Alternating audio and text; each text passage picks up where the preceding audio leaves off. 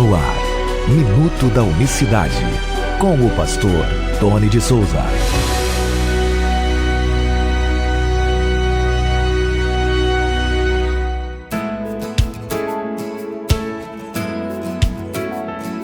Olá, queridos, graça e paz vos sejam multiplicadas da parte do nosso grande Deus e Salvador, Jesus Cristo. Que Deus abençoe a todos nesta quinta-feira, dia 12 de março de 2020. Que Deus abençoe de maneira rica e poderosa. Obrigado pela grande audiência que você nos dá todo dia aí no seu celular.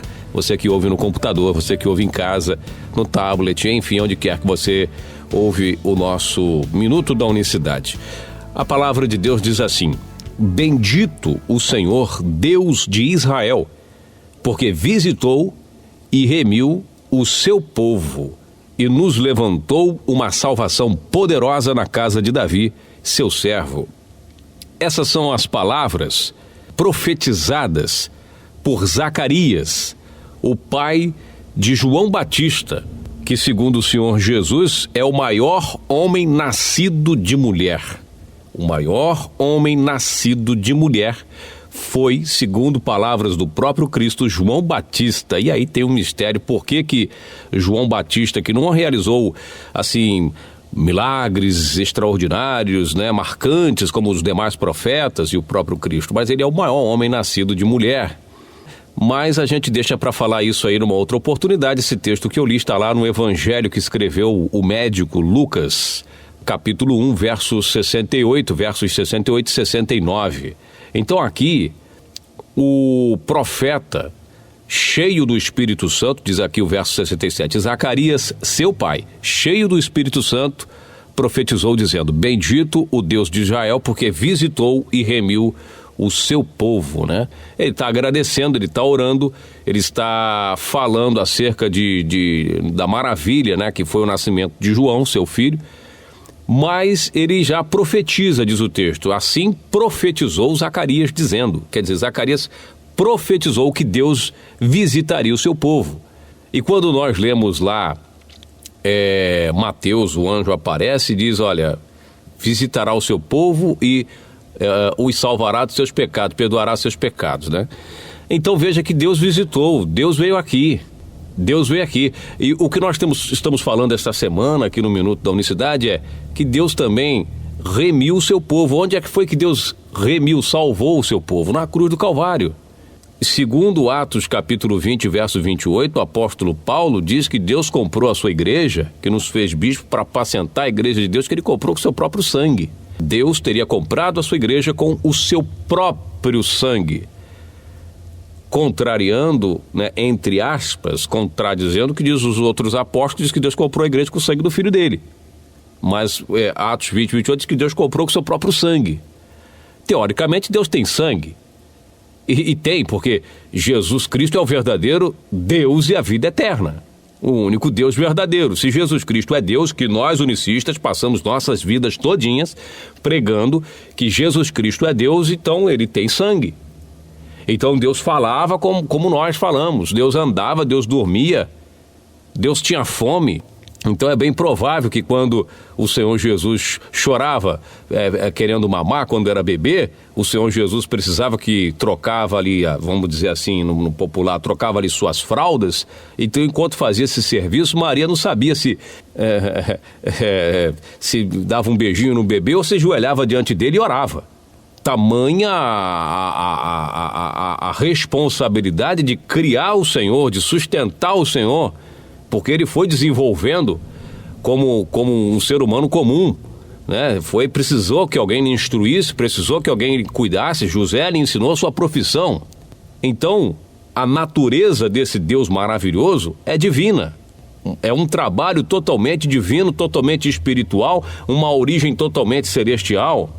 Deus visitou e remiu o seu povo. E aí você vai ler lá eu já estou terminando por hoje, a carta que Paulo escreve também para Tito, capítulo 2, no versos 13 e 14, ele diz: aguardando a bem-aventurada esperança e o aparecimento da glória do grande Deus e nosso Salvador Jesus Cristo, o qual deu a si mesmo. Aí alguém vai dar a si mesmo? Como é que é isso? Ele não deu para o Pai o qual deu a si mesmo para nos remir, presta bem atenção, de toda iniquidade e purificar para si um povo especial, zeloso de boa. Não é para purificar para o Pai, não, é para si mesmo. Aí a questão, né, de nós falarmos sempre aqui no programa, Deus deu a si mesmo para purificar para si mesmo, Cristo vai apresentar a igreja também a si mesmo. Aí entra essa questão aí do si mesmo, fazer para si. Deus é maluco, vai oferecer uma oferta para si mesmo, vai falar consigo mesmo, vai purificar para si mesmo. Que história é essa? Pois é o que os autores inspirados pelo Espírito Santo falam. E a gente precisa entender essa aparente contradição nos textos bíblicos. Agora, estamos escrevendo o livro A Natureza Divina. É o nosso livro que nós estamos escrevendo. E se Deus nos abençoar e nos ajudar, nós vamos concluir esse livro também. Nós falamos desse assunto, aliás, o livro todo falando sobre isso, com pesquisa, nós já temos levantado bastante material. Mas uma coisa eu queria deixar você aqui, para você refletir. Diz esse texto que nós acabamos de ler: Deus deu a si mesmo por nós, Tito 2,14, para nos remir. Nos remir. Lucas 1,68, primeiro versículo que nós lemos, Deus visitou e remiu o seu povo. E aí entra a questão para você refletir aqui, já estou terminando, sobre o remidor de Israel. A lei do remidor. Você já ouviu falar no remidor? Porque para remir tinha que ser um parente próximo, a lei do remidor de Israel, tinha que ser um parente próximo e tinha que ser morto para pagar a dívida dos seus parentes. E tinha que ser da mesma parentela para ter o sangue da parentela. Então, teoricamente, e aí é que entra a teologia convencional, que não consegue explicar isso, Cristo deveria ter o sangue de nós para nos remir, não é isso? Segundo a própria lei de Israel, tem que ser alguém da parentela de sangue para remir? Pois é, essa parte do sangue é muito interessante, mas ela estará no nosso livro, ela está lá no livro que nós estamos escrevendo sobre a natureza divina.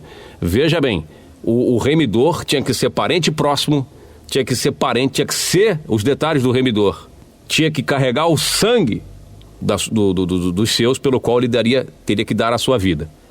E aí? Ele era remidor, então ele teria que ter o sangue de Maria, pelo menos, correndo nas suas veias, o sangue de Davi, para poder pagar a conta de todos os que pecaram na cruz do Calvário? Pois é, e aí você aguarda então o livro que nós estamos escrevendo sobre a natureza divina, porque é nesse ponto aí também que os teólogos começam a falar, não, ele tinha que ter duas naturezas para poder ser o nosso remidor, senão não poderia. Mas e aí? O sangue de Cristo teria DNA de nós, seres humanos? Pois é, a natureza divina é o nosso próximo livro. Nós estamos trabalhando aqui nesse projeto e que Deus abençoe você. Vou ficando por aqui, uma boa quinta-feira para você. Aí para os que estão debatendo isso nas redes sociais, vão comendo aí, porque não para por aí não. A questão do remidor é muito forte, muito profunda, não para por aí não. Continue pesquisando, continue debatendo, mas com respeito, com amor e com espírito, porque esse é um assunto importante. As pessoas precisam saber de fato como é que é essa questão, precisam orar, buscar a Deus discernimento, precisam aprender, e nós estamos aqui para compartilhar. Mas nós precisamos de ter essa parceria, de estarmos juntos nesse projeto, em oração, em apoio, de toda sorte. Que Deus abençoe a todos, uma boa quinta-feira e até amanhã em nome do Senhor Jesus. Graça e paz. Minuto da Unicidade.